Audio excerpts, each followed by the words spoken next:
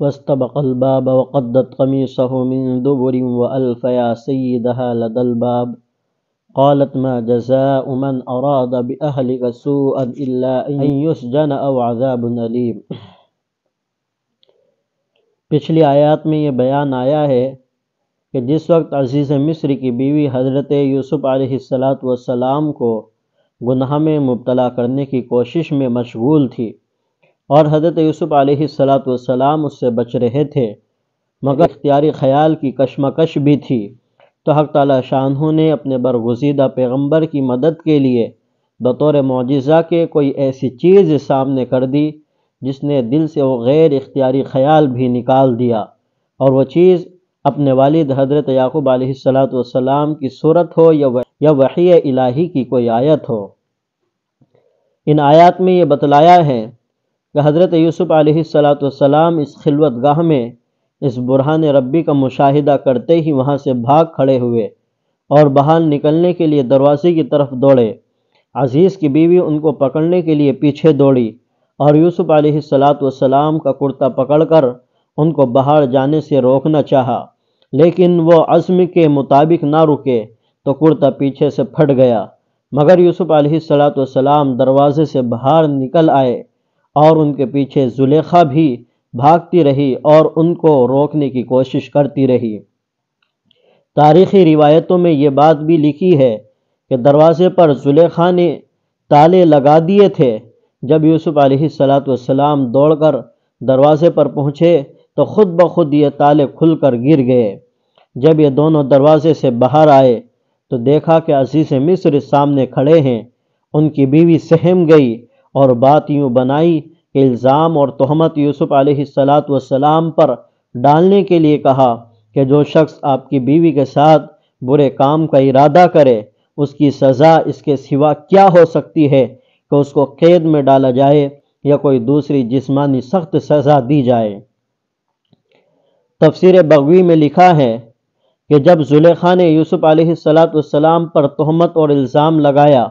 اور زلیخا کو یوسف علیہ السلام کے قتل ہونے کا اندیشہ ہوا، اس وقت زلیخا نے سزا کی اپنی یہ رائے پیش کی کہ اس کو قید خانے میں ڈالا جائے یا کوئی دوسری جسمانی سخت سزا دی جائے تاکہ یوسف علیہ السلام قتل ہونے سے بچ جائے۔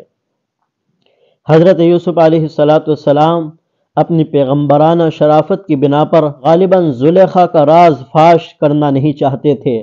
مگر جب زلیخا نے ہی یوسف علیہ السلام پر تہمت رکھ کر سب سے پہلے پہل کی تو مجبور ہو کر یوسف علیہ السلام نے حقیقت کا اظہار کیا کہ ہی راودتنی عن نفسی، کہ اسی نے اپنا مطلب نکالنے کے لیے مجھے پھسلایا ہے اور اپنا مطلب نکالنے کے لیے یہ مجھے پھسلا رہی تھی۔ معاملہ بڑا نازک کہ زلیخا کہتی ہے میں سچی ہوں اور خطاوار یوسف علیہ السلام ہے، اور یوسف علیہ السلام کہتے ہیں میں سچا ہوں اور زلیخا خطاوار ہے۔ معاملہ بڑا نازک اور عزیز مصر کے لیے اس کا فیصلہ کرنا سخت دشوار تھا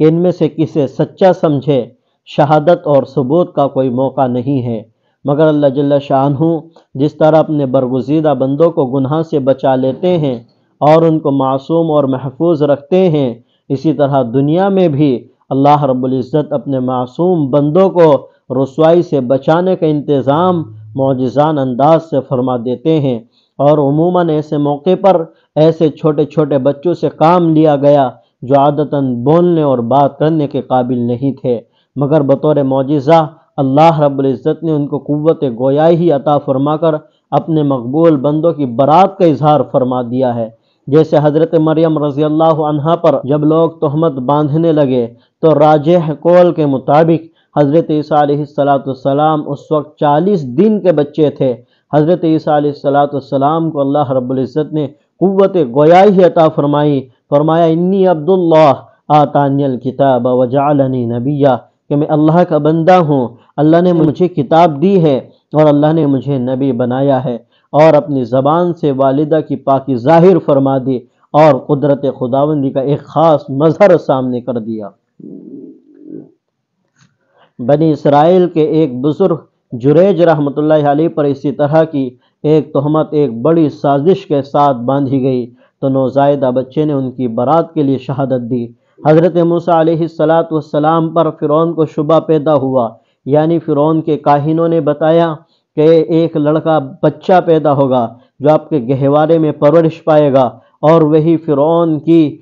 کی بادشاہت کے زوال کا سبب بنے گا۔ تو فرعون نے بچوں کو ایک قتل ہونے کا حکم دیا، جس کے گھر بھی لڑکا پیدا ہوتا تھا اس کو قتل کیا جاتا تھا۔ تو فرعون کو حضرت موسیٰ علیہ السلام پر شبہ ہوا، تو فرعون کی بیوی کے بال سنوارنے والی اور بال باندھنے والی ایک عورت کی چھوٹی بچی تھی، اللہ رب العزت نے اسے قوت گویاہی عطا فرمائی۔ اس نے موسیٰ علیہ السلام کو بچپن میں فرعون کے ہاتھ سے بچایا۔ ٹھیک اسی طرح یوسف علیہ السلام کے واقعے میں حضرت عبداللہ بن عباس اور حضرت ابو ہریرہ رضی اللہ تعالیٰ عنہ کی روایت کے مطابق ایک چھوٹے بچے کو اللہ رب العزت نے قوت گویاہی عطا فرمائی، وہ بھی نہایت عاقلانہ اور حکیمانہ انداز کی۔ یہ چھوٹا بچہ اسی گھر کے گہوارے کے اندر پڑا تھا۔ کس کو گمان ہو سکتا تھا کہ وہ ان حرکتوں کو دیکھے اور سمجھے گا، پھر اس کو کسی انداز سے بیان بھی کر دے گا، مگر قادر مطلق اپنی اطاعت میں مجاہدہ کرنے والوں کی شان ظاہر کرنے کے لیے دنیا کو دکھلا دیتا ہے کہ کائنات کا ذرہ ذرہ اللہ رب العزت کی خفیہ پولیس CID ہے، جو مجرم کو خوب پہچانتی ہے اور اس کے جرائم کا ریکارڈ رکھتی ہے اور ضرورت کے وقت اس کا اظہار کر دیتی ہے۔ میدان محشر میں جب حساب و کتاب کے وقت انسان اپنی دنیا کی قدیم عادت کے مطابق اپنے گناہوں کا اور اپنے جرائم کا انکار کرے گا، تو اللہ رب العزت انسان کے ہاتھ اور پاؤں اور کھال اور در و دیوار کو اس کے خلاف گواہ بنا کر کھڑا کریں گے، اور وہ اس کی ایک ایک حرکت کو محشر کے عظیم الشان مجمع کے سامنے کھول کر رکھ دیں گے۔ اس وقت انسان کو پتہ چلے گا کہ یہ ہاتھ پاؤں، یہ در و دیوار، یہ جس کو انسان آج تک اپنا ہی سمجھتا تھا، اب پتہ چلے گا ان میں سے کوئی بھی چیز میری نہیں تھی، بلکہ یہ سب کے سب اللہ رب العزت کے خفیہ کارندے تھے۔ خلاصہ یہ ہے کہ یہ چھوٹا بچہ جو گہوارے میں بظاہر اس دنیا کی ہر چیز سے غافل اور بے خبر پڑا تھا، وہ یوسف علیہ السلام کے معجزے کے طور پر عین اس وقت بول پڑا جبکہ عزیز مصر اس واقعے سے کشمکش میں مبتلا تھا۔ پھر یہ بچہ اگر صرف اتنا ہی کہہ دیتا کہ یوسف علیہ السلام بری ہیں، زلیخا کا قصور ہے، تو بھی ایک معجزہ کی حیثیت سے حضرت یوسف علیہ السلام کے حق میں برات کی بڑی شہادت ہوتی،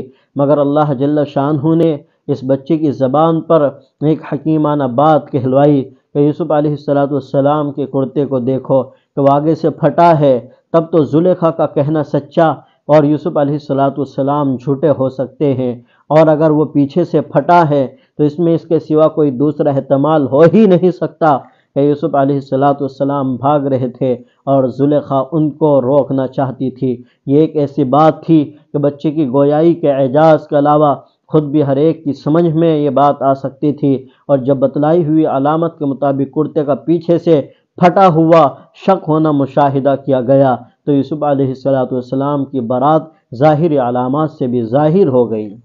بہرحال یہاں تک یہ ثابت ہوا کہ جب زلیخا نے حضرت یوسف علیہ السلام پر تہمت اور الزام لگایا تو اللہ تعالیٰ نے ایک چھوٹے بچے کو خلاف عادت گویاہی دے کر اس کی زبان سے یہ حکیمانہ فیصلہ صادر فرمایا کہ یوسف علیہ السلام کے کرتے کو دیکھو کہ اگر وہ پیچھے سے پھٹا ہے تو یہ اس کی صاف علامت ہے کہ وہ بھاگ رہے تھے اور زلیخا پکڑ رہی تھی۔ یوسف علیہ السلام بے قصور ہے، لیکن مذکورہ آیات میں سے آخری 2 آیتوں میں یہ بات آئی ہے کہ عزیز مصر بچے کے